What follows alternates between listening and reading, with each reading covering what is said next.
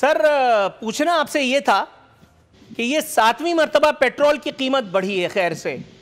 لیکن ابھی بھی کہا جا رہا ہے کہ آپ نے گھبرانا نہیں ہے۔ سر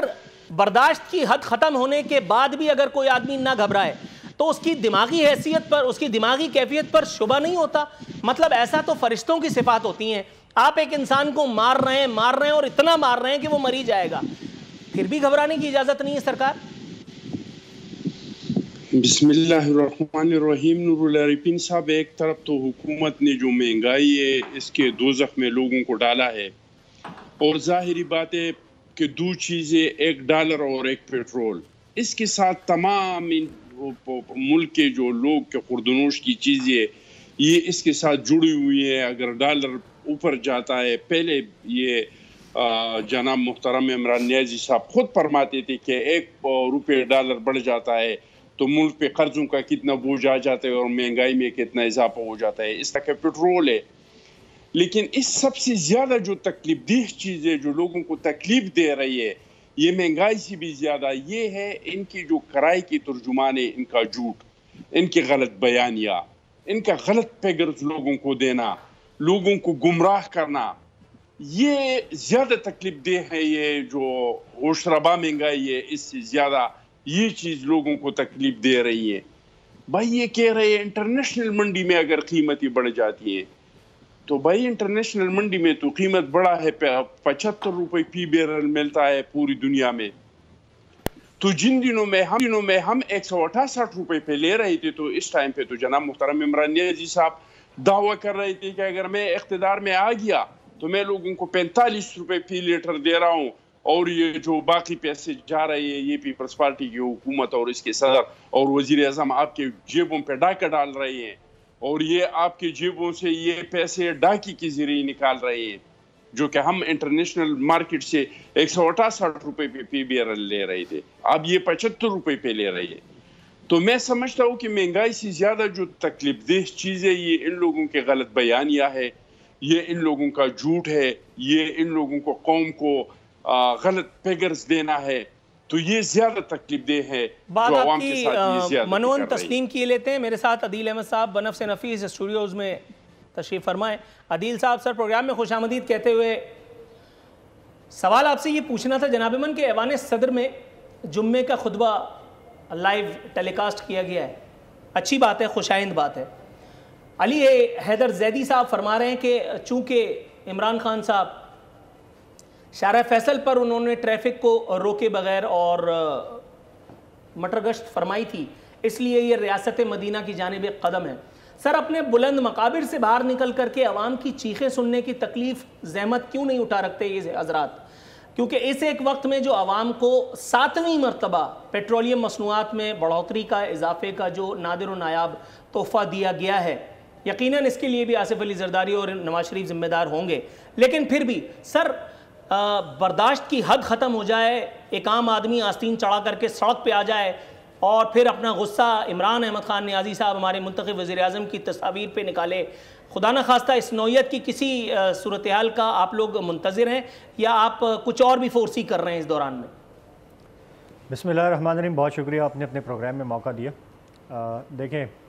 آج جو بحث چل رہی ہے کہ پیٹرول کی، تیل کی قیمتیں جو ہیں وہ ہماری حکومت نے بڑھائی ہیں، تو دیکھیں آپ فیکٹس کو تو ڈینائی نہیں کر سکتے کہ دنیا میں تیل کی قیمتیں جب بڑھتی ہیں تو آبویسلی جو ممالک تیل جہاں سے نہیں نکلتا یا جن ممالک نے پچھلے دہائیوں سے تیل کی ایکسپلوریشن پہ کام نہ کیا ہو، باہر سے لینا پڑتا ہے تو اس کی قیمتیں آٹومیٹیکلی بڑھتی ہیں۔ اور اس حقیقت سے اور اس فیکٹ سے کو بھی آپ ڈینائی نہیں کر سکتے کہ ہماری حکومت نے جو لیویز ہیں، ٹیکسز ہیں تیل کے اوپر، وہ بہت کم کر دی ہیں تاکہ جتنا زیادہ مارکیٹ میں، انٹرنیشنل مارکیٹ میں تیل کی قیمتیں بڑھی ہیں وہ سارا کا سارا افیکٹ عوام پہ نہ ٹرانسفر کیا جائے، بلکہ گورنمنٹ اس بوجھ کو خود بھی جو ہے وہ برداشت کرے اور ٹیکسز جو ہیں ان کو کم کر کے اس قیمت کو جتنا کم افیکٹ عوام پہ ٹرانسفر ہو اتنی کوشش جو ہے وہ حکومت کر رہی ہے۔ تو میرے خیال سے یہ تو وہ حقائق ہیں یا فیکٹس ہیں جو ڈینائی نہیں ہو سکتے، کیونکہ آپ اگر ریسرچ کریں اور گورنمنٹ کی ٹیکس کی لیویز اور اس کی آج کی نکالیں اور پچھلے ادوار کی نکالیں تو آپ کو صاف پتہ چل جائے گا۔ پہلے سال پہلے کوئی $42 فی بیرل تیل مل رہا تھا، آج اگر وہ $75 یا $80 فی بیرل مل رہا ہے تو ہم تو سارا کا سارا تیل امپورٹ کرتے ہیں باہر سے، ہمیں تو قیمت اچھا ایک اور پروگرام مجھے میری یادداشت میں آیا کہ جس میں آپ ہی میرے ساتھ تھے، ہم پیٹرولیم کی قیمت پر چھاتی پیٹ رہے تھے اور یہ سب باتیں ہم نے پہلے بھی کی ہیں، یہ بات آپ کی ٹھیک ہے ٹیکنیکلی اسپیکنگ، لیکن نواز شریف اور آصف علی زرداری کے دور اقتدار میں بھی ہمارے پاس کنواں پیٹرول کا ڈیزل کا نہیں تھا۔ اس وقت میرے سرکار، میرے ہینڈسم، میرے کپتان، میرے علامہ اسد عمر صاحب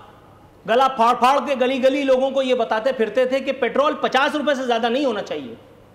اور اگر پیٹرول کی قیمت بڑھ جاتی تھی، ایک دفعہ آپ کو یاد ہوگا، میرے پاس ویڈیو موجود ہے، آپ جیسے ہی ڈینائی کریں گے میں ویسے ہی وقفے کے فوراً بعد وہ ویڈیو پلے کر دوں گا، کائنڈلی ڈینائی مت کیجیے گا۔ عمران خان صاحب اپوزیشن میں وہ جو بابائے پی ٹی آئی کا دیا ہوا کنٹینر لے کر کے اور پورے ملک کا چکا جام کرتے پھر رہے تھے، تو انہوں نے سول ڈس اوبیڈینس کی کال دی تھی،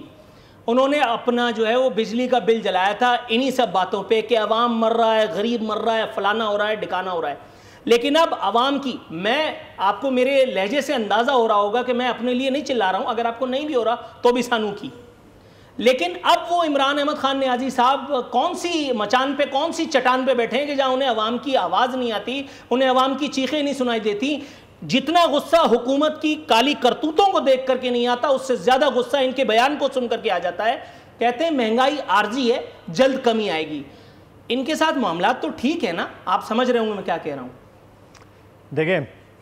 جو آپ نے بات کہی کہ ماضی میں ہم تنقید کرتے تھے تیل کی قیمتیں جب بڑھتی تھیں،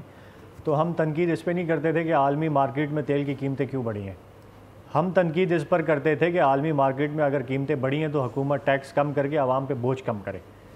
اور وہی تنقید کو سامنے رکھتے ہوئے جب وہ ماضی میں کرتے تھے، آج ہم نے ٹیکسز کو کم کیا ہے،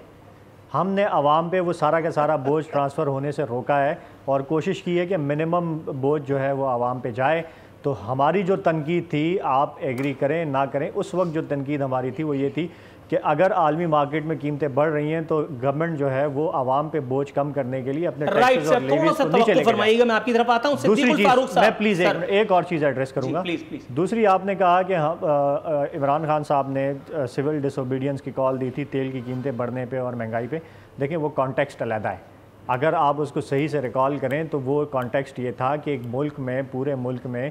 2013 کے الیکشنز میں بدترین دھاندلی کے خلاف جو ہے وہ ایک موومنٹ چل رہی تھی، اس موومنٹ کے نتیجے میں پھر جو ہے وہ جوڈیشل کمیشن بنا، اور اس جوڈیشل کمیشن کی فائنڈنگز نے وزیر اعظم عمران خان صاحب کی ان ساری باتوں کو سچ ثابت کیا کہ 2013 میں بدترین طور پہ جو ہے وہ ہوئی تھی، وہ کانٹیکسٹ علیحدہ تھا ڈن ہو گیا سول ڈس اوبیڈینس کا۔ آپ کا نقطہ آ گیا۔ تھوڑا سا توقف کی صدا کے ساتھ صدیق الفاروق صاحب کے پاس جاؤں گا۔ صدیق الفاروق صاحب، سر انتظار کی زحمت میں مبتلا رکھنے کے لیے معذرت۔ سر، جتنی بھی گفتگو آپ نے ابھی تک سنی ہے، وہ حکومت جو خود اب ایک بوجھ محسوس ہونے لگی ہے، وہ خوشامدی وزراء جو دن تاک کر کے، جن کا کام صرف عمران خان کی ہینڈسمتا کی تعریفیں کرنا اور اپنی روزی کو جسٹیفائی کرنا ہے، سر ان کے یہ اول جلول بیانات، یہ آپ کے لیے کوئی نئی بات تو نہیں ہے؟ آپ لوگ بھی اپنے اقتدار میں اسی طرح سے دیتے رہے ہیں، پیپلز پارٹی بھی یہی کہا کرتی تھی کہ جس وقت اس وقت قیمتیں بڑھا کرتی تھیں۔ اب صرف فرق اتنا ہے کہ وزیر اعظم چینج ہو گیا ہے، تو کیا ہوا اگر زیادہ تر وزراء ادھر ادھر کے مانگے تانگے ہیں؟ بسم اللہ الرحمن الرحیم۔ پہلی بات تو یہ ہے کہ جو میرے بھائی ابھی عدیل صاحب فرما رہے تھے، جو کمیشن انتخابات کے لیے ہم نے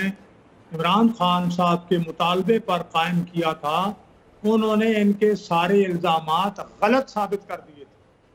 اور انہوں نے پھر ساتھ ہی 35 پنکچر کا الزام لگانے پر معافی بھی مانگی تھی سپریم کورٹ سے۔ تو کم از کم زندہ لوگوں کے سامنے تو جھوٹ نہیں بولنا چاہیے۔ دوسری بات، انہوں نے یہ کہا کہ پیٹرول کا بوجھ حکومت خود اٹھا رہی ہے۔ بھائی، حکومت کا عمران خان کی حکومت ہے، ان کے کیبنٹ کی حکومت ہے، کیا یہ اپنے اثاثے بیچ کے تو پیسے ادا کر رہے ہیں، یا عوام ہی کے ٹیکس کے پیسے جو ہیں وہ خرچ کر رہے ہیں؟ اگر یہ عوام ہی کے ٹیکس کے پیسے خرچ کر رہے ہیں تو یہ حکومت خود کون سا بوجھ اٹھا رہی ہے؟ ہمیں بھی بتائیں۔ इनमें से कौन सा वजीर या वज़ीर आज़म सोने का अंडा देता है? सब्सक्राइब करें और बेल दबाएं ताकि कोई खबर रह न जाए।